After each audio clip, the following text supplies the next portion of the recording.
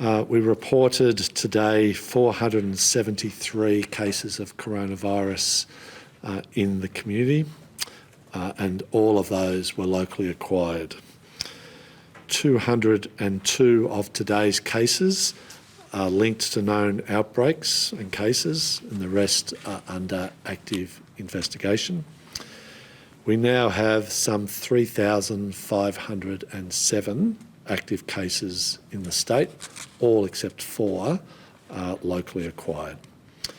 This continues to be a pandemic of the young and the unvaccinated, with 87% of all active cases now under the age of 50. Today, like our general practice and primary healthcare partners, we are, of course, pleased to expand the vaccine eligibility to anyone aged 12 years and over. And with 585 of the current active cases aged 19 or younger, the importance of vaccinating teenagers is clearly very strong. Our group booking system through the state clinics is now up and running. They're very, very popular, as I understand it, from the early reports, and indeed the same advised applies from today in general practice. In regards to our active cases, we have some 529 of the active cases are under the age of 9 years. I've dealt with the teenagers. We have people in their 20s, some 840, and people in their 30s, some 627.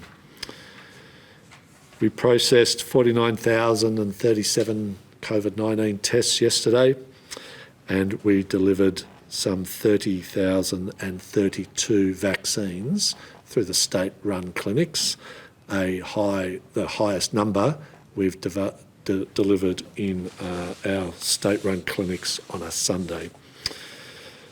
We're now sitting at 66.9% of people over the age of 16 in Victoria who have had their first dose of vaccine, and that is fantastic. And we've just passed 41% being fully vaccinated. We have some 62,500 doses to go to reach our 1 million target for the current 5-week period. And at this rate, I'm confident that we will achieve that. We have 157 people currently in Victorian hospitals with COVID. 38 of those are in intensive care and 26 of those are on a ventilator. Sadly, 89% of those people, of the 157, were unvaccinated. 11% had received 1 vaccination, and none of those 157 were fully vaccinated. So the message is pretty clear. Vaccinations keep you out of hospital.